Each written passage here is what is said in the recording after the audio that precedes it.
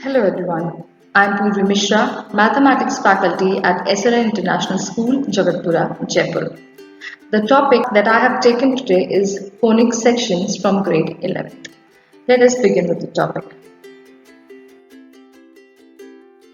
The contents of the slides are definition, types of phonics section, circle, ellipse, parabola and hyperbola. So first of all, what is a phonics section? A figure that is formed by the intersection of a plane and a circular cone is known as a phonics section. First of all, just have a look at the figure. The line L is taken as the axis of the figure and M, the line that intersects the line L, is known as the generator of the figure. So when this line M rotates around the axis of that is L, it forms a cone. The point V is the vertex of the cone that is formed. Similarly, when the line is rotating, we are getting two cones, first at the upper side, another one at the lower side, known as the upper nap and the lower nap. The angle that is formed by the generator and the axis of the cone is denoted as angle alpha. Now the plane with which we are talking, that is intersecting the axis, that intersects the axis of that plane intersects the axis of the cone at an angle beta. So types of conic sections. Now how and at which angle and which degree the cone and the plane, the intersection of these two things are taking place, according to that the conic sections are divided into four types. The first one that we will be studying is a circle.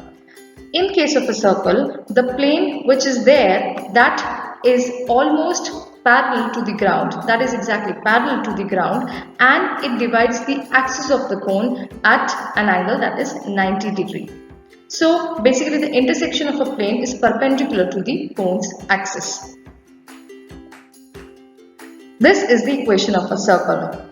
Consider the first figure. Here the center of the circle is given as h, k. The radius is taken as r. So in this case, the equation of the circle is given as x minus h whole square plus y minus k whole square, that is equals to r square. Now if the center of the circle lies at the intersection of the coordinate axis, the value of h and k becomes 0, 0. So the distance r is taken as x square plus y square. Now this slide shows some examples of the circle. For example, a cycle ride, the tires of the circle here, and a circular ride where we have the whole ride in the form of the circle. Next, we have an ellipse. An ellipse is the set of all the points in a plane, the sum of whose distance from two fixed points in the plane is constant. Here the plane, as you can see, it is dividing at a particular angle. It's dividing the axis at a particular angle. The equation of the ellipse, have a look at the first figure. According to the definition, the point P1, the sum of the point P1 from the two focus, that is P1 F1 plus P2 P1 F2. The sum is equal to the distance from some other point, that is P2 F1 plus P2 F2, that is equals to P3 F1 and P3 F2. This forms the definition of the ellipse.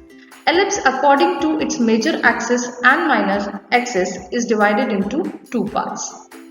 If the major axis lies along the x-axis, that is known as the major axis along x-axis, and the equation here is given as x square by a square plus y square by b square, that is equals to 1.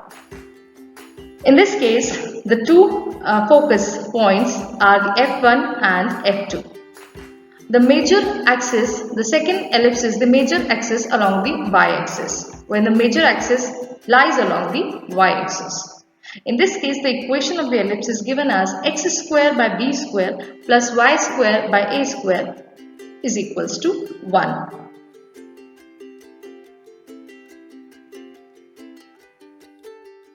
These are some applications of the ellipse. Next, we come on to the part parabola.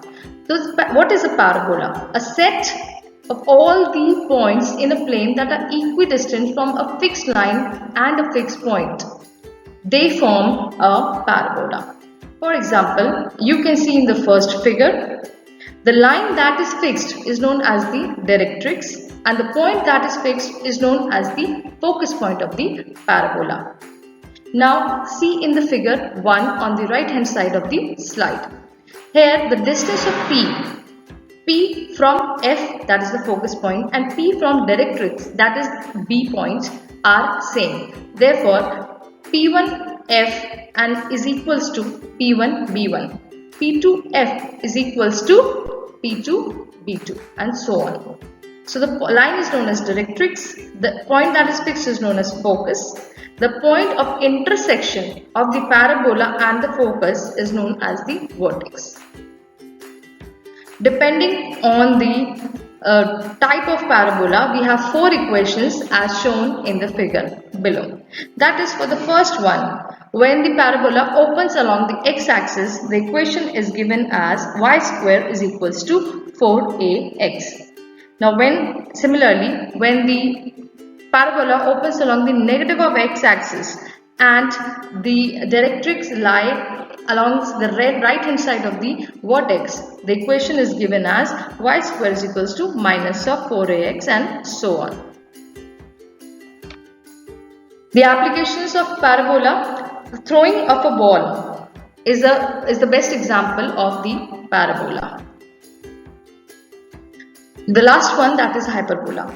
A hyperbola is the set of all points in a plane, the difference of whose distances from two fixed points in the plane is constant. For example, so here is the example of hyperbola. Depending upon the axis, depending upon what axis the hyperbola lies on, we have two kinds of hyperbola. One when the major axis lies along the x-axis, another one when the major axis lies along the y-axis. Now have a look at the figure 4. Here you can see 2 points, that is F1 and F2. So now there is a point P. The distance of P from F1 minus the distance of P from F2 is constant. If we have some other point, that is point P1, so the distance of that point from F1 minus distance of that point from F2 is going to be same. Is going to be constant as the distance of from the point P.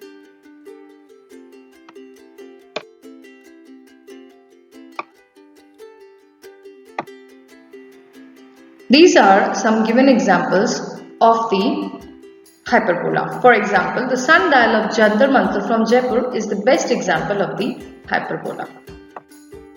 This was all. Thanks for watching. Please like, share and subscribe our channel. Thank you so much.